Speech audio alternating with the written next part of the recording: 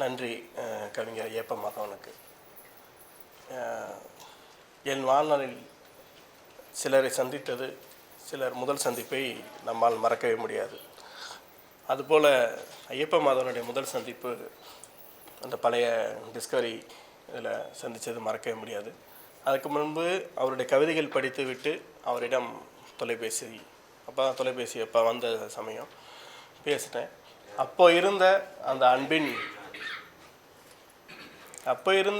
அன்பின் குழைவு இன்று வரை தொடர்ந்து கொண்டு இருக்குது. அவருக்கு தொகுத்து வழங்குறதுனால புதிய இளைஞர்கள் தொகுத்து வழங்குறோன்னு நினைக்க வேண்டாம். மிகப்பெரிய மகாகவி, 18 தொகுப்புகள் கொண்டு வந்தவர், மிகச்சிறந்த புகைப்படக்காரர், இயக்குனர். நன்றி. இந்த தொகுப்பு, இந்த சோலைநாராயணனுடைய தொகுப்பு நான் ஒத்துக்கொண்டதுக்கு 2 காரணம். முதலில் எழுதியவரின் வயது, அல்லது அதுக்கு அடுத்த காரணமாக எட்வின் தோழர் வருகிறார் அப்படின்னு லார்க் பாஸ்கரன் சொல்லும் போது வேறு வழியே இல்லாமல் ரொம்ப நாள் ஆகிடுச்சு. அவர் 10 வருடங்களுக்கு மேலே ஆகிடுச்சு. முகநூலில் சந்திப்போம், எங்கேயாவது புத்தக சந்தையில் சந்தித்து பேசுவோம், 2 நிமிடங்கள் 3 நிமிடங்களாக பேசுவோம். அவரோட பேச போகிறன்ற 2 விஷயந்தான் நான் ஒத்துக்கிட்டதுக்கு காரணம்.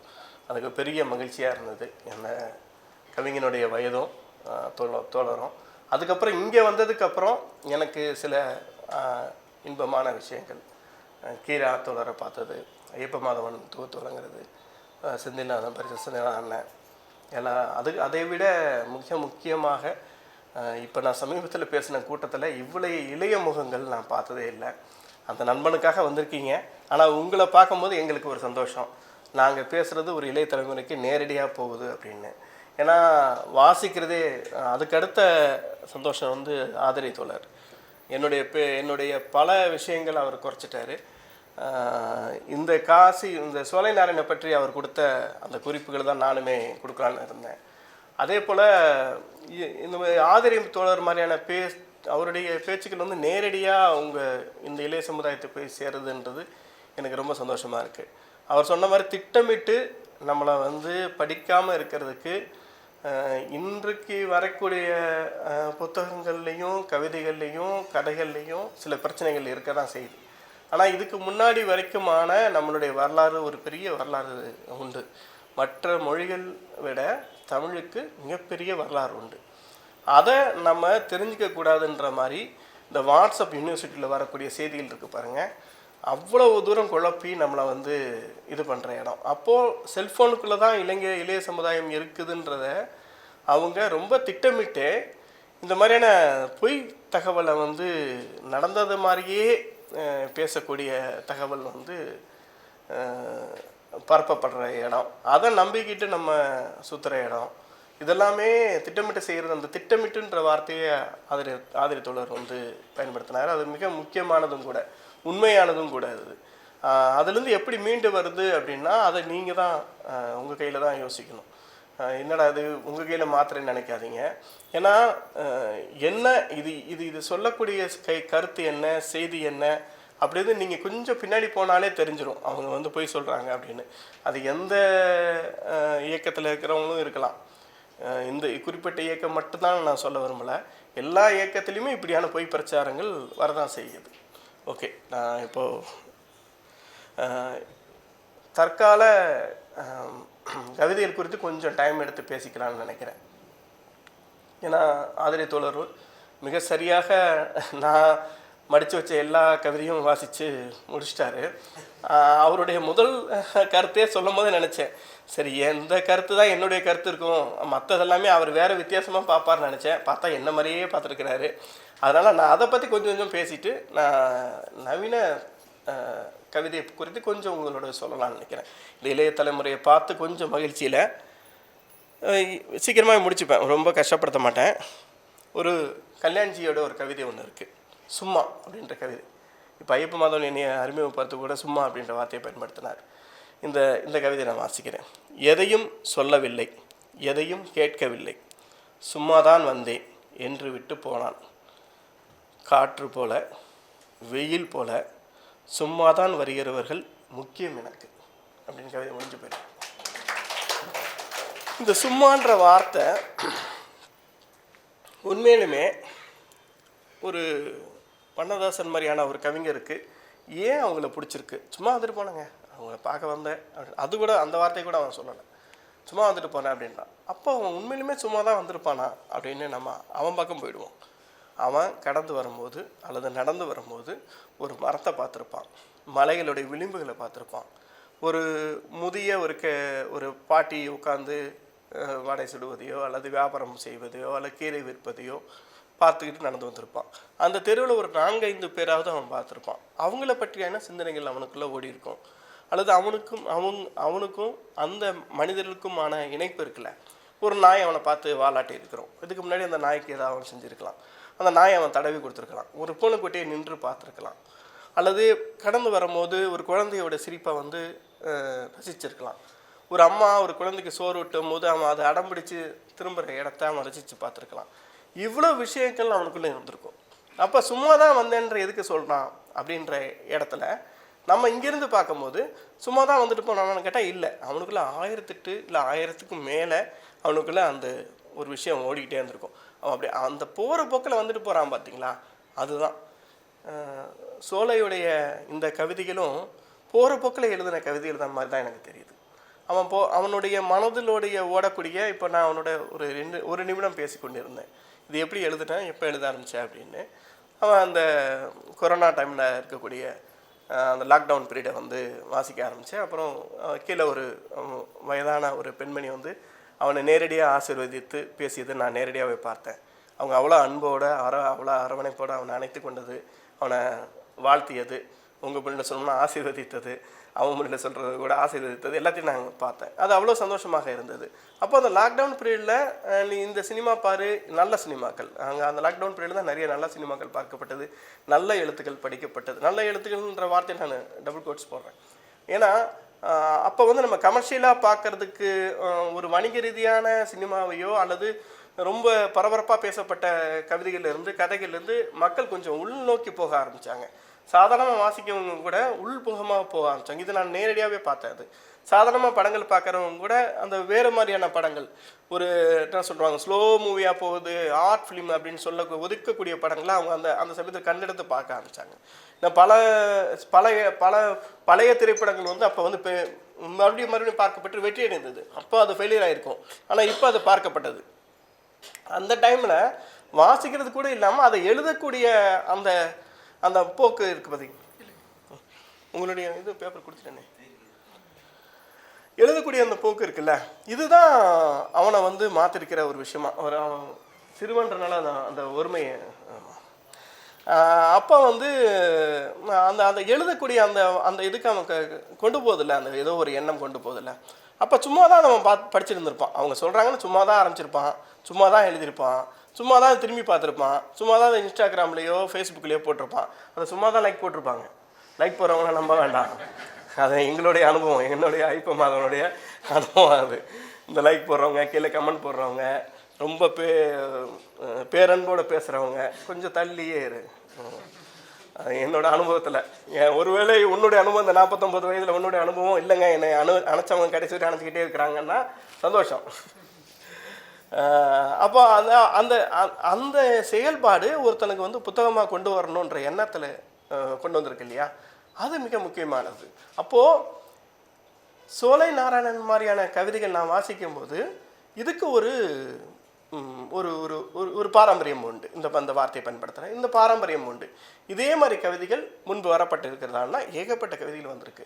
ஆதிரி தோழர் சொன்ன மாதிரி முதல் முறையாக எல்லா கவிஞர்களும் எல்லா ஆண் பெண் இருவருமே நான் 2-3 கல்லூரிகள், பல கல்லூரின்னு சொல்ல முடியாது, 2-3 கல்லூரிக்கு நான் செல்லும் பொழுது அவங்களை கவிதை எழுதி வாசிக்க வைக்கும்போது அவங்க முதன்முறையாக காதல் கவிதை தான் எழுதுகிறாங்க. அதுக்கப்புறம் தாய்மைன்ற பேரில் எழுதுகிறாங்க, அதுக்கப்புறம் நட்புன்ற பேரில் எழுதுகிறாங்க. இந்த தாய்மைன்ற பேரில் எழுதப்படக்கூடிய கவிதையும் நட்புன்ற கவிதையும் காதல் தான். ஆனால் அந்த நட்பே எடுத்துகிட்டு காதலே போட்டால் கரெக்டாக இருக்கும். ஆனால் அவங்களுக்குள்ள ஒரு பயம். இப்போ பெண் மாணவிகள் எழுதும் பொழுது அந்த இடத்துல தோழின்னு போட்டுக்கிறாங்க, அந்த தோழியை எடுத்து தோழான்னு போட்டால் கரெக்டாக இருக்கும், ரொம்ப கரெக்டாக இருக்கும். ஆனால் அவங்களுக்குள்ள ஒரு இப்போ சங்ககால இலக்கியத்திலிருந்தே பெண் பாடல்கள், பெண் கவிஞர்கள் இருந்தாங்க இல்லையா, அப்போவே அவங்களே கூட ஏன் பேரை வெளியிடலன்னு ஒரு ஆய்வு இப்போ பண்ணி ஒரு நூல் வந்திருக்கு. அந்த நூலில் அவங்க என்ன சொல்கிறாங்கன்னா, இந்த ஆதிரியத்தோட சொன்ன மாதிரி 2000 ஆண்டுகளாக நமக்கு ஒரு பாரம்பரியம் உண்டு, இப்படியான காதல் கவிதைக்கும் ஒரு பாரம்பரியம் உண்டு.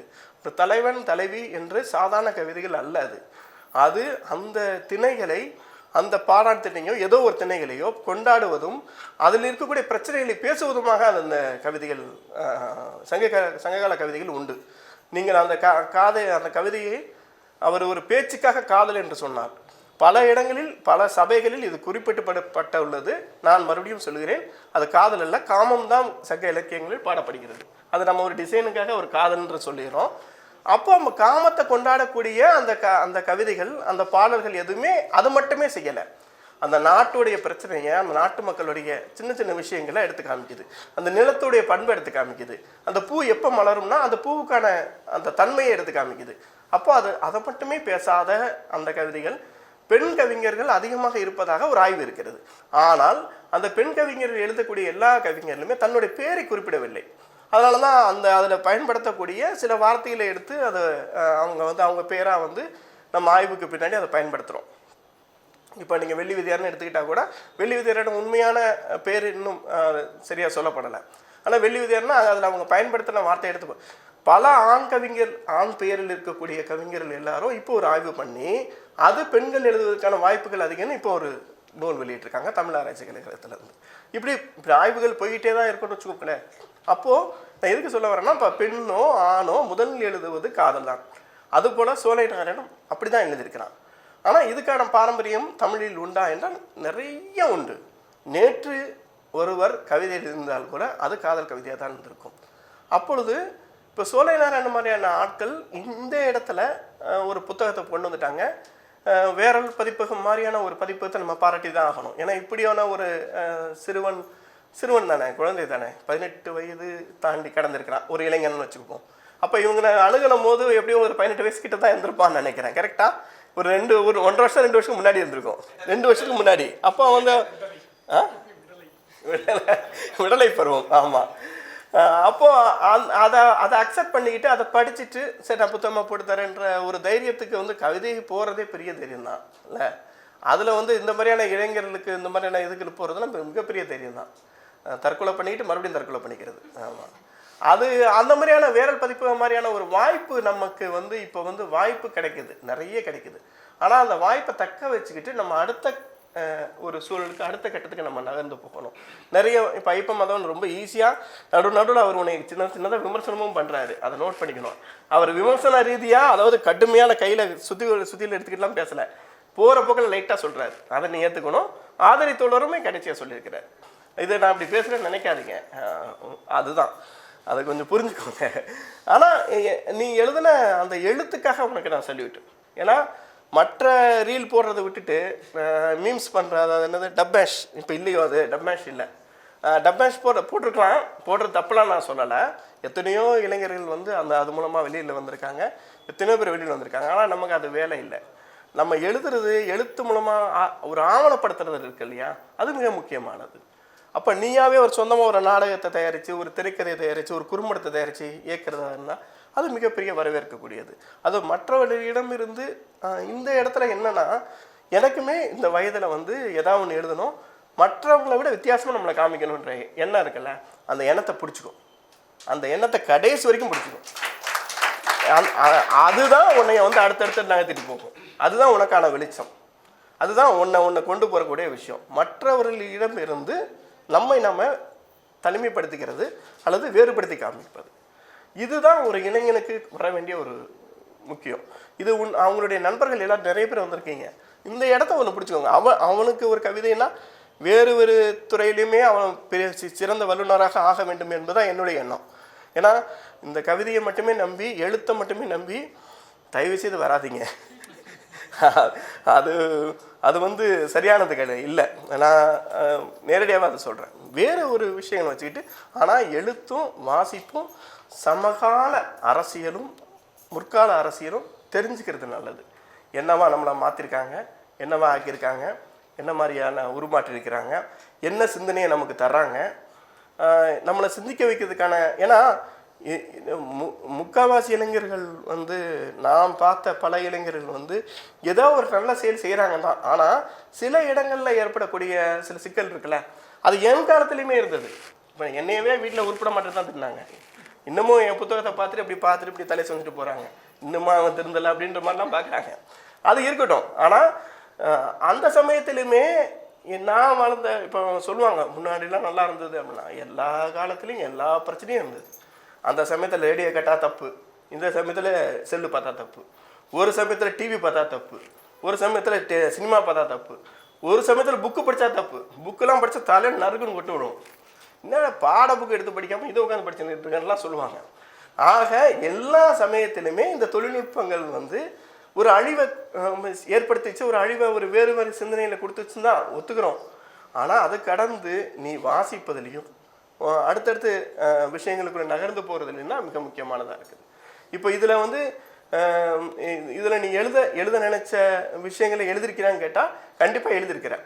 ஆனால் அதிகமான சினிமா பாடல்கள், அதிகமான எதுகை முனையான விஷயங்கள் இருக்குல்ல, அது கொஞ்சம் கொஞ்சமாக இப்போ அதுதான் ஆதிரை தோழர் வந்து ரொம்ப ஈஸியாக அப்படியே லைட்டாக சொல்லிட்டு போயிட்டாரு. போக அது சரியாக ஆகிடும். அந்த எதுகை முனையை வந்து நம்மளை வந்து மயக்க வைக்கும். எழுதி முடிச்சேன்னா ஆஹா அப்படின்ற மாதிரி இருக்கும். அது நமக்கே நம்மளே சபாஸ் போட்டுக்கிறது தான். ஆனால் அது இல்லை. அதுலேருந்து நகர்ந்து வந்துடணும். அதுக்கான விஷயங்களோட உனக்கு கண்டென்ட் இருக்கான்னு கேட்டால் கண்டிப்பாக இருக்குது. இப்போ அம்மாவுடைய கவிதை நான் மடித்த கவிதை அவர் வாசிட்டார். அதில் பார்த்தீங்கன்னா நான் அதை தவறாக எடுத்துக்க வேண்டாம். முடிந்த வரைக்கும் நீ உண்மையை எழுதியிருக்கிறேன்னு நினைக்கிறேன். உன் அம்மாவை பற்றிய உண்மையான சிந்தனையோடு எழுதியிருக்கிறேன். அது நல்லாவே தெரியுது. அதே சமயத்தில் அதில் அந்த அளவுக்கு எதுகை முனை வரல. ஏன் வரல? ஒரு உண்மையாக எழுதக்கூடிய இடத்துல ஏன் வரல? இப்போ காதலுக்காக எழுதுறது, காதலியை கவர்றதுக்காக எழுதுவது, அல்லது இளைஞர்களை கவர்றதுக்காக எழுதுது. ஆனால் உனக்காக நீங்கள் எழுத போது இந்த எதுகை முனை, இந்த அழகியல் எதுவுமே இருக்காது. அது உண்மையாகவே நல்ல கவிதையாக நல்ல படைப்பாக வரும். ஒவ்வொரு படைப்புமே இங்கே தாஸ்கவஸ்கிலேருந்து இங்கே தமிழில் பல உதாரணங்கள் இருக்குது. அவங்க இயல்பாக எழுத ஆரம்பித்ததுக்கு அப்புறம் தான் வர்றது தான். ஒரே ஒரு நாவல் தான் புயலில் ஒரு தோணின்னு. அந்த நாவல் பார்த்தீங்கன்னா இன்று வரைக்கும் தமிழில் நின்று கொண்டிருக்கிறது. அதுக்கான காரணம் அவர் இயல்பில் அதை எழுதியது.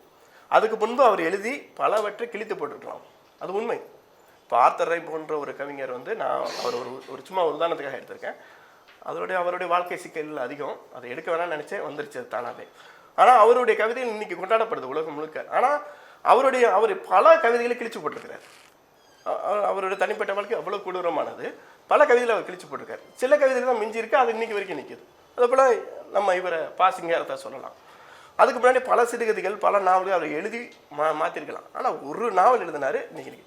இந்த தமிழில் இன்றைக்கு வரைக்கும் வைக்கக்கூடிய யாதும் ஊரே, அது வந்து ஒரே அந்த ஒரு கவிதை தான் அவர் எழுதினது. யாதுமுறை யாவரும் கையில் இருக்கு இல்லையா, அது ஒன்று தான் எழுதுனது. ஆனால் இன்றைக்கு வரைக்கும் அது நிற்குது. அப்படி நம்ம புடம் போட்டு செய்யக்கூடிய விஷயங்கள் இருக்குல்ல, அதுக்கு ஒரு சின்ன 2 நிமிஷம் மட்டும் பேசிக்கிறேன். உன்னுடைய சொற்களை வந்து நொதிக்க செய்.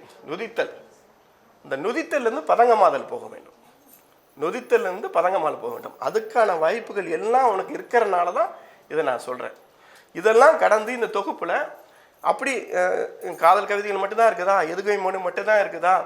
இப்போ இந்த அம்மாவுடைய கவிதையில் எதுகை முனை அதிகமாக இல்லை. ஏன் இல்லைன்னா உன்னோட இயல்பு நீங்கள் எழுதும் போது உனக்கு தானாகவே அது அமையும். அப்போது நம்ம பிரபஞ்சன் சொல்லுவார், 100 கதைகள் படித்த பிறகு, அது 100 நல்ல கதைகள்னு கூட சொல்லியிருக்காரு என்கிட்ட. அந்த நல்ல கதைகளை தேடி நம்ம அலையிறோன்றது வேறு விஷயம். 100 கதைகள் படித்த பிறகு, நல்ல கதைகள் படித்த பிறகு ஒரு கதை எழுதுவதற்கு முயற்சி செய்ய வேண்டும்ன்றார். அடே அப்பா, 100 கதை நான் நல்ல கதையை தேர்ந்தெடுத்து படித்த பிறகு நான் ஒரு கதை எழுதலாம் அப்படின்னு முடிவெடுக்கலாமா? இன்னும் நீ எழுத ஆரம்பிச்ச, நான் இன்னும் ஆயிரக்கணக்கான கதைகள் படிக்க வேண்டும், ஆயிரக்கணக்கான விஷயங்களை படிக்கணுன்றார். அப்போ பிரபஞ்சன் நமக்கு கொடுத்துட்டு போன பல விஷயங்கள் இது ஒன்று இருக்குது நமக்கு. இது பிரபஞ்சன் அரங்கத்துக்காக நான் சொல்லலை, மற்ற எல்லா இடத்துலையுமே நான் இதை சொல்லிட்டு தான் இருக்கிறேன்.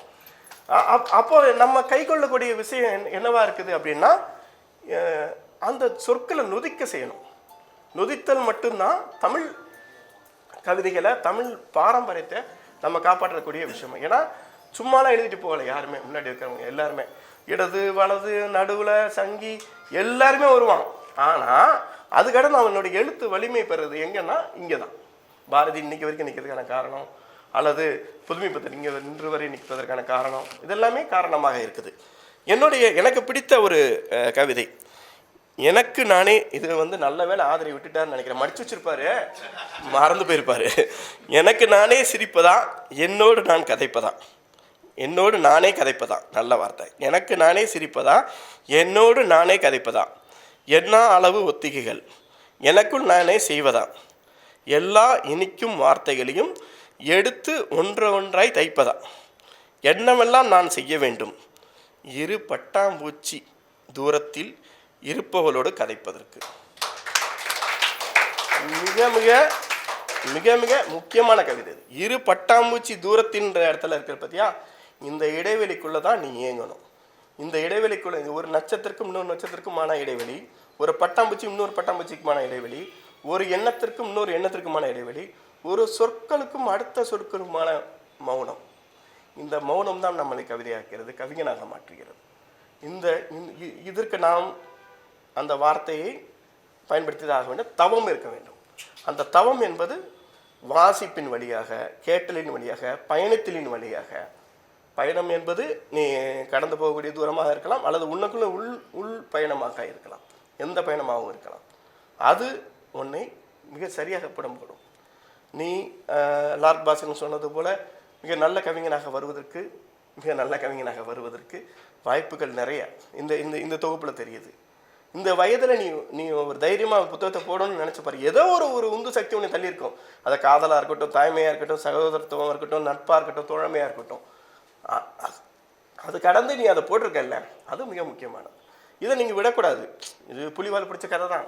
எழுத்து இராட்பின் தோழரை வச்சுட்டு நம்ம இந்த வார்த்தையை சொல்லலாம். புலிவால் பிடிச்ச கதை தான். என்றைக்கு நாங்கள் ஐயப்ப மாதவனும் தோழரும் இந்த கீராவும் இன்றைக்கி நாங்கள் பிடிச்சோன்னு தெரியாது. இன்றைக்கி எங்களை அது விடவே மாட்டேங்குது. எவ்வளோ பிரச்சனைக்கு அப்புறமா நானும் அவரும் தோழனாகவே இருக்கிறோம். விடவே மாட்டேங்குது. எழுத்து நம்மளை விடவே விடாது.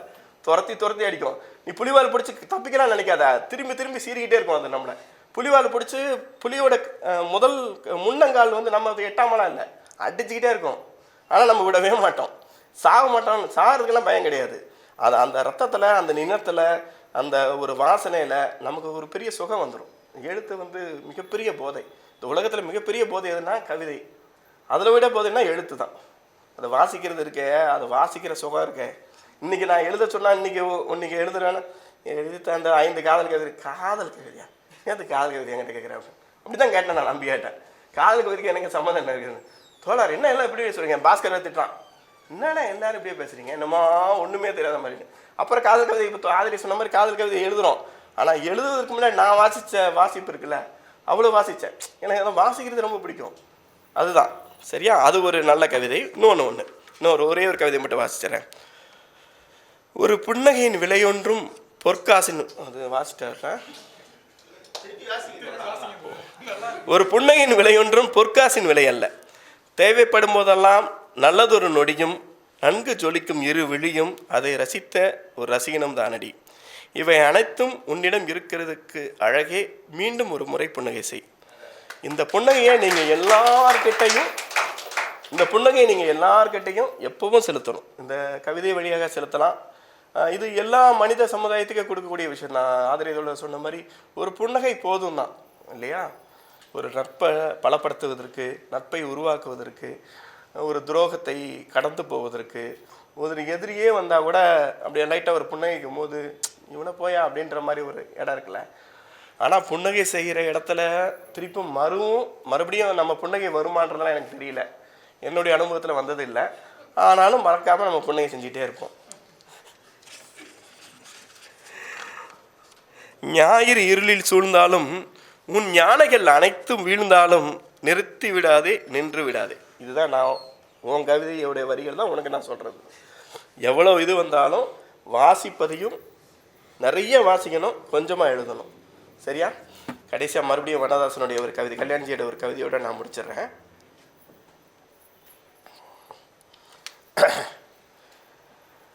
எந்த உன்னதம் வாய்ப்பினும் நீங்களே வைத்து கொண்டு இருக்காதீர்கள், உடனே யாரிடமாவது சேர்த்து விடுங்கள், அதுவே அதி உன்னதமானது. உனக்கான உன்னதத்தை, உன்னுடைய எழுத்தை நீ எங்களுக்கு கொடுத்துட்ட, அதுதான் மிக முக்கியமான செயல்பாடு. தொடர்ந்து நீ எழுதணும், வாசிக்கணும். இதான் என்னுடைய மனமார்ந்த வாழ்த்துக்கள். இந்த வாய்ப்பை தந்த வேரல் பதிப்பிற்கு மிக்க நன்றி.